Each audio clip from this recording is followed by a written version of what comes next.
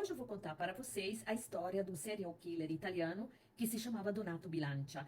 Ele viveu entre 1951 a 2020. Ele gostava de ser chamado de Walter e ele cometeu 17 homicídios entre 1997 e 1998. Nesse pequeno tempo, ele matou 17 pessoas. Ele viveu na região do Piemonte. Ele era filho de um funcionário público e de uma dona de casa. Ele nunca se deu bem com os pais. Ele tinha um relacionamento muito ruim com os próprios pais. E aos 15 anos ele já começou uma vida de roubos. E foi aí que foi preso pela primeira vez e conseguiu fugir da prisão. Em 1987, o irmão dele se suicidou, se jogou debaixo de um trem com o filho dele de 4 anos no colo.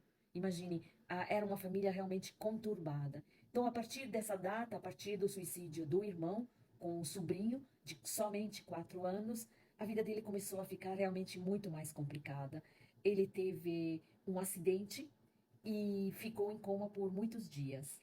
Em 1997, na cidade de Gênova, ele matou o primeiro homem, ele sufocou o homem com as próprias mãos. Foi considerado uma morte natural naquela época, porque não havia indícios de que alguém havia matado. No futuro, ele conta para a polícia essa história também desse primeiro homem que ele matou em 1997. Em 24 de outubro de 1997, no mesmo ano, ele matou um casal. Ele entrou na casa deles, era um casal recém-casados, jovens, e roubou 13 milhões de liras. Naquela época na Itália não existia o euro, havia a lira italiana. Então ele era viciado em jogo. Então ele roubou e matou o primeiro casal. No dia 27 de outubro do mesmo ano, ele matou um outro casal. Eram donos de uma joalheria. Também roubou uma cifra muito alta. E no dia 13 de novembro do mesmo ano, matou um homem na cidade de Ventimiglia. E no dia 25 de 1 de 1998, ele matou um homem que era um guarda noturno. Agora, eu vou parar de registrar esse vídeo, eu vou fazer o segundo vídeo, porque muda totalmente o tipo de pessoa que ele continua a matar, certo? Então, aguarde meu segundo vídeo. Agora vou trabalhar um pouquinho, tá?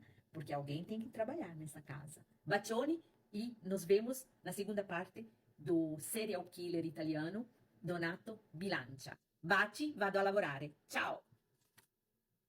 Na segunda parte da nossa história, nós estamos no dia 9 de março de 1998, onde ele mata a primeira prostituta, a qual ele se escondia para não ser pego.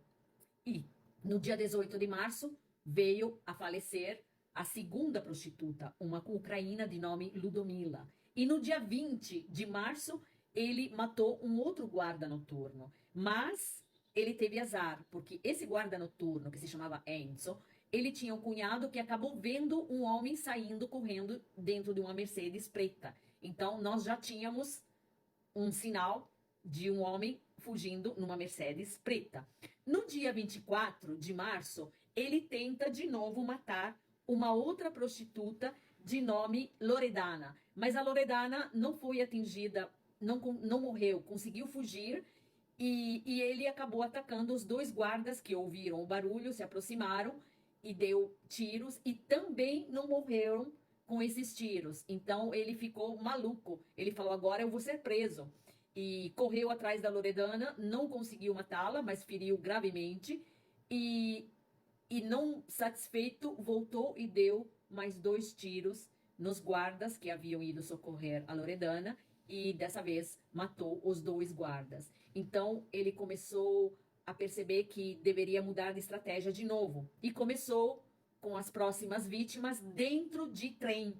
Então a primeira vítima, que foi no dia 12 de abril do mesmo ano, ele matou uma moça que voltava de viagem, uma enfermeira, dentro de um trem. E no dia 14 de abril, ele voltou a matar uma prostituta da Macedônia. E no dia 18, ele atacou uma babysitter dentro de um trem e ele fez atos obscenos depois da morte dela. E as pessoas começaram a ter um grandíssimo medo de viajar de trem. Então foi acionado a polícia e agora todo mundo sabia que quem poderia ser esse homem. Ele andava numa Mercedes preta e então foi começado a ser vigiado muito os trechos de trem, principalmente aqueles que ele havia matado pessoas. E no dia 20 de abril foi praticamente o último assassinato que ele provocou num frentista. Ele foi abastecer o carro e o frentista recusou a deixá-lo ir embora sem pagar e ele matou o frentista. Ele foi preso por uma situação muito banal. O carro, ele ainda estava no nome de um amigo que vendeu o carro para ele. Ele não se deu o trabalho de passar o carro no nome dele. E o amigo havia recebido muitas multas de trânsito. E então, com isso, eles começaram a associar, a polícia começou a associar que realmente era essa pessoa. Em 2011, ele já estava preso, ele foi preso na saída de um hospital. Em 2011, ele manifestou a vontade de ajudar o próximo. Ele sentia muita culpa por ter matado todas aquelas pessoas. Então, ele recebia um dinheiro na prisão e começou a ajudar uma criança todos os meses com 528 euros. Era uma criança com problemas, de uma família que tinha mais 3 filhos com problemas de saúde. E nisso, na prisão, ele se apaixonou pelo teatro, ele começou a estudar idiomas, ele estudou inglês, francês, espanhol, e escreveu uma carta que foi aberta postumamente, que ele reclamava que a imprensa atacava muito ele, coitado, né? Ele era um santo e não queria ser atacado. Em 2016, ele se formou em contador.